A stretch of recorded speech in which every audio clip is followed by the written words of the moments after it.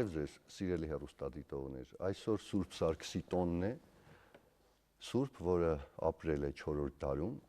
եւ պիտի նկատենք, որ այն ժամանակ միայն Հայաստանն էր, որ կարող էր անվանվել քրիստոնեական պետություն։ Սա մեծ, կարծում եմ, հպարտություն է, որ մենք իսկապես աշխարհում առաջինն ենք ընդունել քրիստոնեություն։ Բայց բոլորս գիտենք, որ քրիստոնեությունը նախ եւ առաջ պիտի ունենա ներքին բովանդակություն։ Եվ արդյոք մենք միշտ տոները տոնելիս եւ ընդհանրապես, ասենք, եկեղեցի գնալիս մենք հետամուտ ենք հոգուն, այսինքն ներքին բովանդակությանը, ոչ սովորույթին, չնայած, ասենք, որ ամեն ինչ իր տեղն ունի, բայց ես համոզված եմ, որ ամենակարևորը հոգևոր բովանդակությունն է քրիստոնեության մեջ։ Այս տոնի եւ ընդհանրապես մեր եկեղեցու քրիստոնեության հավատի մասին մենք կզրուցենք Տեր Կոմիտաս Վարդապետ Հովնանյանի հետ։ Բարև ձեզ։ Բարի երեկո ձեզ։ Տեր Կոմիտաս, ես սկսենք Սուրբ Սարգսի տոնից։ Հենց այս տոնի հետ կապված էլի կա այսպես օտարամոլության հետ կապված ինչ որ խնդիր, չէ՞, Սուրբ Վալենտինի տոնն են հաճախ խառնում եւ այլն։ Եվ երբեմն ես մտածում եմ, որ մենք թերանում ենք որ հարցում, որ համեստ ենք շատ, այն առումով, որ ասենք մեր եկեղեցու դերը չենք շեշտում այնպես, ինչպես ասենք ուղղափառ կաթոլիկ եկեղեցիները։ Թեկուզ աշխարհը մեզ ճանաչում է որպես առաջի քրիստոնյա ժողովուրդ։ Թեկուզ ըստ Աստվածաշնչի, չէ, Հայաստանը մենք ինչ ենք ասում բիբլիական երկիր, որ դրախտը Հայաստանում է, Արարատ լեռը, չէ, փրկությունը Հայաստանում է։ Այնպես որ ես համոզված եմ, որ մի այլ ազգ, եթե ունենար այս կռվանները, հիմա չգիտեմ ինչ էր արել։ Մենք այդ առումով ավելի համեստ ենք։ Չնայած միջնադարում ես նայում եմ, ասենք միջնադարում կար տեսակետ տարածված, որ Նոր Երուսաղեմը հենց Էջմիածինն է, Հայաստանն, իսկ բանաստեղծներ կային, չէ, որ լուսավորչի տեսիլքը այդպես էին մեկնաբանում Քրիստոսի իջևանումը։ Բայց մենք այդ ընկալումը կարծես թե կորցրեցինք ու սկսեցինք ինչ որտեղ օտարներին նայել եւ նաեւ ես կարծում եմ այդ կորուստը, այդ արժեքների ինչ որտեղ այդ գիտակցումի նաեւ պատճառ դարձավ այս աղանդավորական շարժումների, որովհետեւ եթե մարդը հպարտանար, չէ, որ ինքը հայ առաքելական եկեղեցու հետևորդ է, ես չեմ կարծում, որ ինչ որ ուրիշներին նայեր։ Չենք թերացել մենք այս հարցում։ Շատ։ Նախ առաջին հերթին, պարոն Զաքարյան, կուզեի նշել մեկ բան, որ հայերս ոչ թե առաջին քրիստոնյա ժողովուրդն ենք, այլ առաջին պետությունն ենք, որ քրիստոնեությունը հայտարարեց պետական կրոն 301 թվականին։ Երկրորդը, ոչ միայն Աստվածաշունչն էր վկայում, որ Հայաստանը դրախտավայր է, այլ նրանցից, այսինքն Աստվածաշնչի գրությունից շատ ավելի առաջ, շումերները մեր երկիրը հայտարարում էին աստվածների բնակավայր։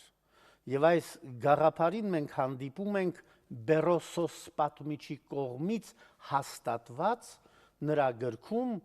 որտեղ շատ հստակ երևում է, որ Քսեսուտրոսը, որը համարվում էր աքքադացիների ջրհեղեղից փրկվածը, այսինքն այն ինչ որ նոյ էր կոչվում Աստվածաշնչում, երբ պիտի ազատվեր ջրհեղեղից եւ նրա նավը իջավ, նախ Աստված նրան ասեց, որ դու պիտի գնաս աստվածների մոտ եւ ասում է, երբ որ իջավ նավից, հարցրեց որտեղ եմ ես, ասում է Աստված նրան ասեց, դու Հայաստանում ես։ Ուրեմն շումերները նաև մեր ժողովրդին կոչում էին Աստծո ընտրված ժողովուրդ։ Երկիրը կոչում էին Սուրբ օրենքների եւ ծեսերի երկիր եւ նաև անմահության գաղտնիքը իմացողների երկիր։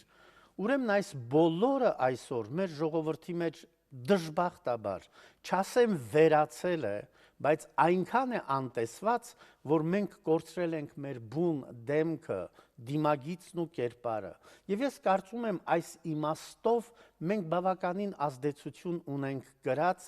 դրսի բացասական հայի ձևավորումից, որովհետև որոշ ուժերը, չգիտեք ինչու, ինչ քաղաքական նպատակներից մղված, միշտ հային բնութագրում են, գոնե մեր օրերում, որ իրար չեն բռնում, իրար չեն սիրում, հայերը դավաճան են, հայերը նախանձ են, հայերը իրար քծող են, այսօրվա լեզվով այդ վուլգար բառը եթե օգտագործեմ, ուրեմն մենք մեզ նվաստացնելով է, որ ուզում ենք մեր գոյընթացը շարունակել, առանց անդրադառնալու, որ այդ կերպ գիտակից հայի կերպար չենք կարող ձևավորել, այլ կարող ենք օտարամոլությունը իր ուսերին կրած հայի կերպարը ձևավորել, որ ամենայն ինչ օտար պատրաստ է անմիջապես ընդունել, իգին իր իսկ ունեցածը վանելուց։ Տեր Կոմիտաս, այ դուք երկար տարիներ այսպես ծառայել եք, ապրել եք Եվրոպայում, Գերմանիայում։ 26 տարի, Գերմանիա եւ Ֆրանսա, այո։ Այ հիմա մենք, ասենք, Հայաստանը որդեգրել է, չէ, եվրոինտեգրման այս քաղաքականությունը, մենք այսպես արևմտյան արժեքներ ենք այսպես դավանում, չէ, պետականորեն ասում ենք, ես ինչ եմ ասում, արևմտյան արժեքներ ենք դավանում մի քիչ այլ տոնով, որտեվ բոլորը ասում են, որ դրա հիմքում ընկած են քրիստոնեական արժեքները, չէ, եւ այս առումով մենք շատ ավելի վաղուց ենք դավանել այդ արժեքներին, բայց ասենք, այսպես երբեմն հակասություն է ստեղծվում, որ մենք ասենք դավանում ենք այդ արժեքները, բայց կան բաներ, որ մեր, ասենք, հավատքին, չէ, այսպես հակասում են։ Նույնը, չէ, ասենք այդ համասեռամոլության, հանդուրժողականության խնդիրը, որ ասենք Եվրոպայում նույնիսկ պետություններ կան, չէ, որ ասենք թույլատրում են այդ ամուսնությունները եւ այլն, որը մեզ խորթ է։ Նույն ասենք Եհովայի վկաների հետ կապված այս խնդիրները, աղանդների եւ այլն։ Եվ ասենք այ ինչպես պիտի գտնենք այս ճիշտ ձևը, որ ասենք ժողովուրդը զանազանի, որ ասենք այդ եվրոպական արժեքներ ասելով մենք պիտի հասկանանք, չէ, այն ինչ որ չի հակասում, չէ, մեր բարոյական, ասենք, տեսլականին, ինչ որ մենք սովորել ենք քրիստոնեությունից, այդպես չի։ Այո։ Պարոն Զաքարյան, ես կարծում եմ այստեղ կարևոր մեկ խնդիր կա։ Ինչ է նշանակում արևմտյան արժեք, հստակեցնենք սա։ Արևմտյան արժեքը նշանակում էր այն համարժեքի ձևավորումը, որը Եվրոպային դեմք եւ դիմագիծ տվեց։ Իսկ այնտեղ ինչն էր կարևորը, գիտության կարևորությունը եւ արվեստների զարգացումը։ Այսինքն, երբ մարդը, բանական մարդը ձևավորվում էր բարոյականի շրջագծից ներս, որովհետև եթե մարդուն բարոյականից հեռացնում եք, նա կորցնում է իր հոգևոր մարդկային կերպարը, մնում է միայն ֆիզիկական անասնական կերպարի մեջ։ Այն ինչ որ դուք նշեցիք, որ քրիստոնեական արժեքներն են իմաստավորում եվրոպական կամ արևմտյան արժեքները, ճիշտ է այնքանով, որքանով մենք նշեցինք այս խնդիրը՝ արվեստի զարգացում եւ բարոյական կերպարի զարգացում։ Բայց երբ որ այսօր արևմուտքում սկսում են արժևորվել անբարոյականությունը իբրև ազատամտության գաղափարի ներքո, արևմուտքը այլևս կորցնում է իր արևմտյան այն արժե ընկալումը, որը ձևավորված է եղել միշտ մեր ուղեղներում, որովհետև երբ մենք խոսում ենք օրինակ գերմանական մշակույթի մասին, մեզ համար գերմանական մշակույթը դասական երաժշտությունն է, դասական փիլիսոփայությունն է, դասական մտածելակերպն է, բիսմարկյան կարգապահությունն է, օրենքի նկատմամբ ունեցած հարգանքը, բայց այսօր երբ որ տեսնում եք, թե ինչ է կատարվում Համբուրգում, ինչ է կատարվում Բերլինում, ինչ որտեղ ամենաթողություն եւ անկարգություն, այլևս սկսում եք տարակուսել խոսքերը, թե որքանով է արժևորվում արևմտյան արժեքը, չասելու համար, երբ սկսում եք կարդալ միասեռականության պրոպագանդը, չասելու համար, երբ հանկարծ գերմանական թերթերում կարդում եք, ինչպես Bild շաբաթաթերթներ, որ 80,000 ծնողներ, հայրեր բռնաբարել են իրենց աղջիկներին Գերմանիայում եւ տարիքը 6 ամսեկանից մինչև 16 տարեկան, արդեն սկսում եք մտածել, արդյոք մեզ հարկավոր է նման արևմտյան արժեք։ Ոչ։ Մենք պետք է պահենք մեր բարոյական կերպարը, օգտագործելով այն կարգ ու կանոնով, որը ստեղծեցին գերմանացիները, որպեսզի մեր արտադրած որևէ ինչ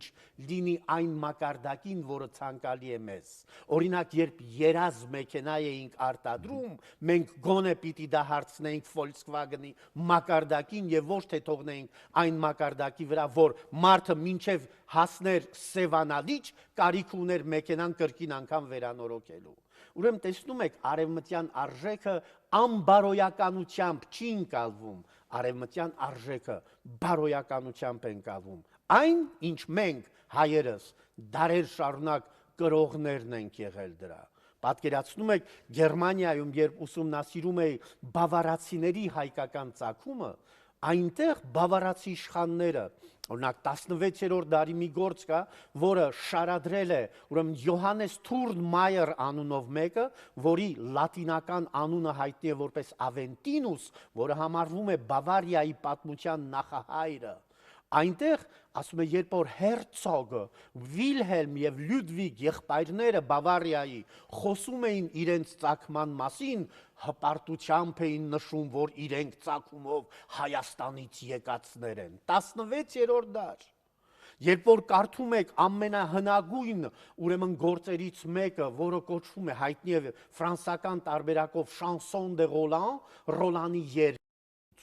հայ եկեղեցին չէր կարողանում սթափվել հալածանքներից, հայ եկեղեցու ուսերի վրա էր դրված հայ ժողովրդի գոյընթացը, նա զբաղվում էր ավելի քաղաքական խնդիրներով, քան հոգևոր խնդիրներով։ Իսկ գիտեք, քաղաքական խնդիրներով երբ որ զբաղվում եք, ուզեք կամ չուզեք, դուք պիտի մարիոնետը, խամաճիկը լինեք այն ուժի, որը ավելի ուժեղ է եւ գերիշխող է ձեր վրա։ Հետևաբար ամբողջ ուղեղը եւ էներգիան գնում էր այն ճկունության վրա, որ նրանք լեզու գտնեին այս սուլտանի կամ մյուս շահի հետ։ Հետևաբար տեսնում ենք ջլատված այստեղ հայ եկեղեցու ուժը։ Մենք այսօր չենք կարող հայ եկեղեցին համեմատել օրթոդոքս հավաքական կառույցի կամ կաթոլիկ հավաքական կառույցի։ Մեզ հետ կարող են համեմատվել ովքեր ասորիները,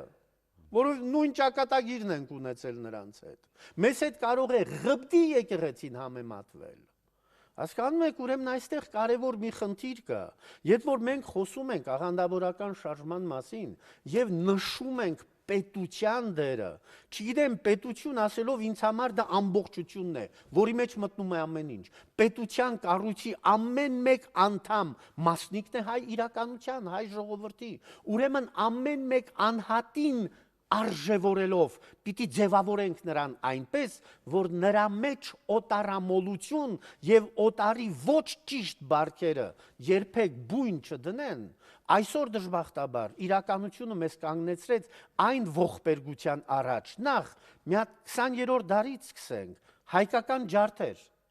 Ստալինյան ռեպրեսիայի ժամանակաշրջանը, հալածանքներ ամբողջ, երկրորդ համաշխարհային պատերազմ, աքսորներ Սիբիր, ուրեմն Սփյուռքից եկած հայերի այդքան քանակությամբ Սիբիր աքսորելը, դրանից հետո եկավ Բրեժնևյան այդ ժամանակաշրջանը, նորից հալածանքների ժամանակ, դրանից հետո եկավ Գորբաչովյան քաղաքական այն խաղը, որը պիտի ստեղծեր այսօրվա քաոսը, 90-ականների չակերտյալ ազատամտությունը, անկախություն տալը հայերիս, արդյոք որքանով էինք պատրաստ մենք անկախություն ընդունելու, որքանով էր մեր ուղեղի մեջ անկախության գաղափարը ձևավորված այնպես, որ մենք անկախությունը անարխիա եւ ամենաթողություն չընկալեինք, այն ինչի առաջ կանգնեցինք իրականի մեջ, եւ այս բոլորին Ինչ վիճակի էր հասցված հայ եկեղեցին։ Գիտեք, մինչև Չորեքչյանի հանդիպումը Ստալինի հետ հայ եկեղեցին արգելված էր։ 1938 թվականին նշանավոր մեր այդ սրբազնասուրբ Խորեն Մուրադբեկյան կաթողիկոսին խեղտամահ արեցին դիվանատանը, կաթողիկոսարանում։ Կովիտաս, այ հենց այ իմ մեջ այսպես երբ որպես հայ քրիստոնեի խանդ կա ու մի տեսակ ինչ առումով, որ ես մտածում եմ, որ նույն Չորեքչյան կաթողիկոսը, նույն Վազգեն կաթողիկոսը, նույն գուցե Կոմիտասը, չգիտեմ, այ պակաս արժանի չեն սուրբ անվանվելու, քան այն ուղղափառ կաթոլիկ սրբերը նորորյա, ասենք, որ մարդիկ սրբացնում են։ Այ սա է առաջանում իմ մեջ, որ մեկ-մեկ մտածում եմ, այ աղանդավորներին ինչով են նաև գրավում, չէ՞։ Հաճախ գրավում են, որ նրանք առանձնահատուկ են, այսինքն հաճախ մարդիկ բացի այդ փողից, չգիտեմ, ձեթից եւ այլն, տալիս են, որ այ միայն նրանք են փրկվելու, նրանք են ճիշտ, չէ՞, այսպիսի բաներ կա։ Այս առումով ես մտածում եմ, որ այստեղ մենք թերացել ենք ինչով, որտեվ մեր եկեղեցին իսկապես առանձնահատուկ է։ Մեր եկեղեցին իսկապես առանձնահատուկ է։ Առանձնահատուկ է բոլոր առումներով։ Հենց ձեր ասած, որ ոչ մի եկեղեցի չի դիմագրավել այսքան փորձություններ։ Ոչ մի եկեղեցի, եթե մենք համեմատենք կաթոլիկ եկեղեցու հետ, չէ, ինկվիզիցիան եւ այլն, այսքան համեմատական ազատ չի եղել, չէ։ Մենք ասում ենք, բայց վերջի վերջո մեր եկեղեցին ոչ շիրակացուն է այրել, գուցե ասում ենք նարեկացուն, չգիտեմ, խորենացուն, կղերը հալածել է, բայց դա լրիվ այլ բան է։ Այսինքն դրանք եկեղեցու մեջ են եղել, չէ, եկեղեցու արդյունք են։ Եվ այս առումով մենք կարծում եմ անելիք ունենք այն առումով, որ նրանք չմտածեն, որ ինչ որ մի հատուկ, չգիտեմ, առանձնահատուկ շնորհ են ձեռք բերում անդամագրվելով այս կամ այն աղանդին եկեղեցուն, որ մեր եկեղեցին իսկապես ամենաառանձնահատուկներից է եւ անկախ անձերից։ Ես միշտ մտածում եմ, մարդիկ հաճախ անձերի հետ են կապում։ Կարող է, ասենք, մի սպասավոր չունենալ, ասենք, այն նկարագիրը, ինչ որ մենք բոլորս ուզում ենք։ Ես կուզեի, որ մարդիկ եկեղեցին, չէ, հայ առաքելական եկեղեցին նաև անձերի հետ չկապեին։ Չէ, որտեղ այդ եկեղեցի հասկացությունը մենք ընդունում ենք որպես սրբություն լուսավորչից եկած եւ առաքյալներից եկած։ Գիտեք, չգիտեմ ինչն է պատճառը Այս խանդի մասին ես կուզեի ասեի, այ չարժի, որ ես չգիտեմ, իհարկե դա ձեզնից կախված չի, դա երևի վեհապարը, չգիտեմ, բոլորը պիտի մտածեն, բայց չարժի, որ այդ սրբացման խնդիրը, քանի որ մենք տեսնում ենք մյուս եկեղեցիներում, եւ ես համոզված եմ, որ խանդ է առաջանում, օրինակ ինչի պիտի Վազգեն առաջինը չսրբացնի եկեղեցին, բայց Հովհաննես Պողոսի դեմ ոչինչ չունեն, պապին նրան սրբացնեն։ Ուրեմն սրբացման կարգ գոյություն ունի։ Դժբախտաբար, ինչպես քիչ առաջ նշել էի, հայ եկեղեցին պարզապես ժամանակ չուներ զբաղվելու եկեղեցական խնդիրներով, քանի որ նա կանգնած էր գոյատևման խնդրի առաջ։ Պատկերացրեք միայն այն, որ կաթողիկոսական աթոռները անընդհատ տեղից տեղ էին տեղափոխվում, սա նշանակում էր ինչքան էր վտանգված հայ եկեղեցու գոյընթացը։ Բայց այստեղ կարևոր խնդիր կա, այսօր ամենայն հայոց կաթողիկոսը հարցը դրել է եւ Կիլիկյան աթոռի հետ միասին կա ստեղծված մի մարմին, որոնք քննարկում են այս հարցը։ Ամենակ, օրինակ, երբ որ կարդում եք մեր սուրբերի, ասենք, կենսագրականը, կան մարդիկ, որոնք ինչպես Սուրբ Սարգիսի պարագային եւ իր տղայի Մարտիրոսի պարագային, այո, նրանք երկուսն էլ նահատակներ էին, չէ՞, հանուն իրենց հավատքի, քանի որ Պարսիկ շահը պարտադրում էր իրեն կրոնափոխ լինել, որովհետեւ երբ որ տեսավ չի երկրպագում իրենց ուրեմն չաստվածներին, այլ իր հավատամքը ունի, իր Աստված ունի, պարտադրեց կրոնափոխ լինել, եւ սա չընդունեց։ Եվ ինչ եղավ, նահատակվեց։ Մենք բայց 37 թվին ունեցանք, չէ, հոգևորական նահատակներ։ Եղբայր, թողեք 37-ը թողեք 1.5 միլիոն։ 1.5 միլիոն մենք սուրբ նահատակներ ունենք։ Ինչ էր նրանց նշանաբանը։ Ինչ էր։ Իրենց հավատքը։ Այսօր մենք 4-ից 6 միլիոն մահմեդական հայեր ունենք Թուրքիայում։ Ուրեմն երբ նրանք ընդունեցին մահմեդականությունը, փրկեցին իրենց կյանքը,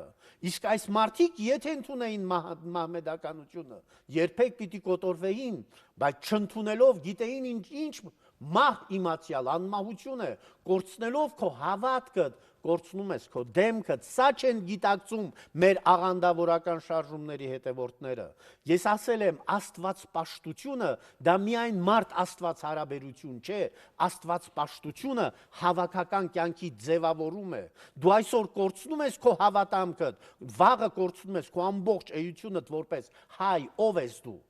Անորոշություն։ Ով է ազգությունը, եթե նա չունի ավանդական արմատներ, հող, գետին, չի կարող ազգ լինել, արտաքին երևույթ չկա հասկացողությամբ։ Գենետիկ հիշողությունն է ազգը կրողը, ամբողջ պատմական իրողությունն է ազգը կրողը, իր ավանդական մտածելակերպով, լեզուն, պատմությունը, ամեն ինչը, նրանք հրաժարվում են սրանից, ինչու, որ Աստծու անունով, չեն գիտակցում, որովհետև այդ իսկ պատճառով ամենակարևորը հայ մարդու մեջ պիտի ձևավորել ով եմ եսի գիտակցությունը։ Ամեն մեկ հայ հպարտ պիտի լինի իր հայ լինելուց։ Ես սա չեմ ասում, որովհետև սին պրոպագանդա եմ անում։ Ոչ, որովհետև իմ ամբողջ կյանքում մեկ բան է եղել իմ նպատակը, ով եմ ես, ով է հայը։ Եվ ուր գնացել եմ։ Մի 2-3 տարի աշխատել եմ Ռումինիա։ Մարդիկ, ձեզ մի օրինակ ասեմ, այն ռումինացի տղամարդը, որ իր ընտանիքը լավ էր պահում, հայտարարվում էր, որ նա իր ընտանիքը հայի նման է պահում։ Սա էր հայ մարդը, պատիվ, պատասխանատվություն, նվիրվածություն, աշխատասիրություն։ Սա էր հայ մարդու իրական կերպարը եւ ամեն մեկի համար հպարտություն պիտի լինի։ Ինչ է մենք ամեն հողմաղացի հետ փոխում ենք մեր դեմքն ու դիմագիծը։ Չի կարող այսպես ազգ ձևավորվել։ Ազգային գիտակցություն պետք է ունենանք այնպես, որ նվիրվածությունը մեր ազգին լինի մեր կյանքի հիմնական հիմնակարը։ Այդ ժամանակ կտեսնենք, թե ինչ հրաշք ժողովուրդ կլինենք եւ կբացահայտվի մեր իսկությունը եւ ինքնությունը եւ մենք պետք է արժևորենք մեր ազգային արժեքները նարեկացի ինչպես ասեցիք ով գիտի Հովանես Սարգսակի իմաստասերի մասին ով գիտի Ստեփանոս Սյունեցու մասին ինչ գիտենք որքանով գիտենք մենք Տաթևացու հանճարի մասին որոտնեցու մասին ինչ ենք մենք խոսում Պատկերացնում եք, զարմանում եմ ուղղակի, այսօր ով բերանը բացում է, հայկական երաժշտությունը հայտարարում է թուրքական։ Մինչդեռ թուրքական երաժշտության հիմնադիրը եղել է հայ Համբարձում Լիմոնջյանը, որը առ այսօր թուրքական երաժշտության մեջ հայտարարված է բաբա Համբարձում, այսինքն Համբարձում հայրիկը։ Մենք մեր արժեքները լքում թողնում ենք այլոց, Եվ հանգարց արժեքներ ենք փնտրում, տեսնում ենք, որ մնացել ենք առանց արժեքների։ Գիտեք, պետք է ազգը իր դեմքը ունենա։ Առանց ազգային դեմքի դիմագծի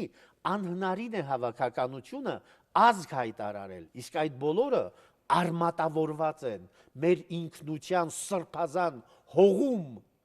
մեր էության մեջ, մեր գենետիկ հիշողության մեջ։ Հիմա հուսանք, որ ես միշտ մտածում եմ, որ Էլի հիմքը պիտի լինի դպրոցը կարծում եմ։ Իհարկե միշտ մեր դպրոցը եղել է ընտանիքը առաջին հերթին, բայց այսօր որ որոշ բան խարխլվել է, այս հատկապես ասենք խորհրդային ժամանակ չէ եկեղեցու հավատի հանդեպ ինչ որ բան խարխլվեց։ Հիմա դպրոցում ես հույս ունեմ, որ ասենք եկեղեցու պատմություն Նաև հայ ժողովրդի պատմությունը, որտեղ մեր հայ ժողովրդի պատմությունը, երբ որ պատմիչին նայում ես, շահ կապված է եկեղեցու հավատի հետ։ Նույն Մովսես Խորենացի հայոց պատմություն, բոլորը։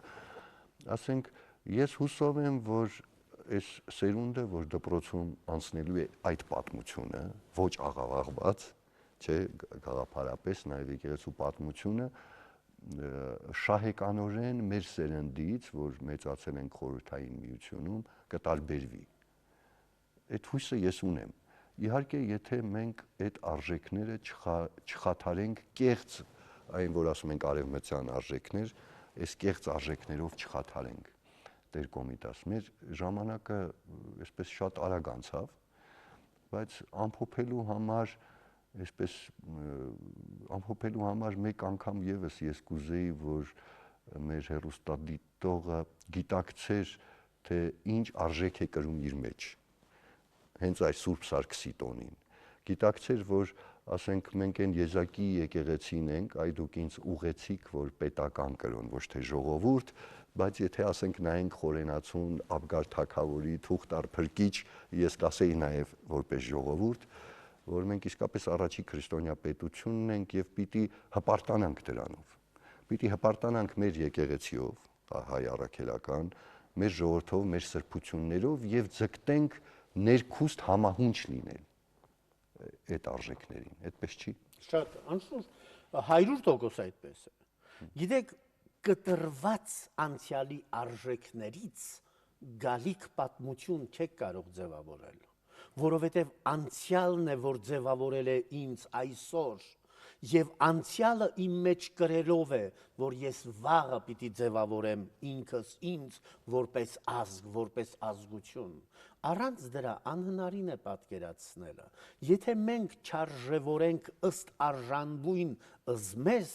ոչ ոք մեզ պիտի արժևորի։ Հետևաբար մենք պիտի ունենանք հենց այդ գիտակցությունը, որ կարողանանք ամբողջության մեջ ձևավորվելով ներկայանանք աշխարհին այնպիսին, որպիսի մենք ըզմես գնահատած ստիպենք դիմացինին գնահատել մեզ։ Այլապես, եթե մենք սպասենք նրանց գնահատանքին, որպիսի հետո մենք ըզմես գնահատենք, ոչ ոք մեզ չի կարող ճիշտ գնահատական տալ։ Հայը դա բացառիկ երևույթ է։ Բացառիկ երևույթ է համաշխարհային պատմության մեջ, չգիտեմ, գիտեք, ես բազմիցս եմ կրկնել, երբ որ կարդում եք այդ նույն արևմտյան արժեք հասկացողությունը եւ տեսնում եք, թե Եվրոպայի ձևավորման մեջ ինչ կարևոր դեր է խաղացել հայը, ափի բերան եք մնում, երբ էտրուսկների ծագումը կապվում է հայոց աշխարհի հետ, որ նրանք Հայաստանից գնացած ժողովուրդներ էին, եւ սա ասում եմ մեծ լեզվաբան եւ պատմաբան Ռոբերտ Էլիսը 1817 թվականին Լոնդոնում հրատարակած իր գրքի մեջ, երբ փաստերը վկայում են Աուստրիացիների երկրի հայկական ցակման մասին, որ նախապես կոչվում էր Das Land die Noriker, նորիկյանների երկիր, որովհետև իրենց իշխանը, որ իր ժողովրդով գնաց եւ այնտեղ հաստատվեց, անունը Նորիքս էր, որը գերմանական պատմության մեջ հայտնի է որպես Հերկուլեսի տղան, Հայաստանից եկած քաջարի իշխանը, որը հիմքն է դրել Նյուրնբերգ քաղաքի, որի բուն անունը եղել է Նորիքսբուրգ, Նորիկի քաղաքը, կամ բավարացիները, որ իրենց Բավարիա անունը ստացել են հայոց Բայո Արիուս իշխանից, կամ բրիտանացիները համաձայն անգլոսաքսոն քրոնիկի, կամ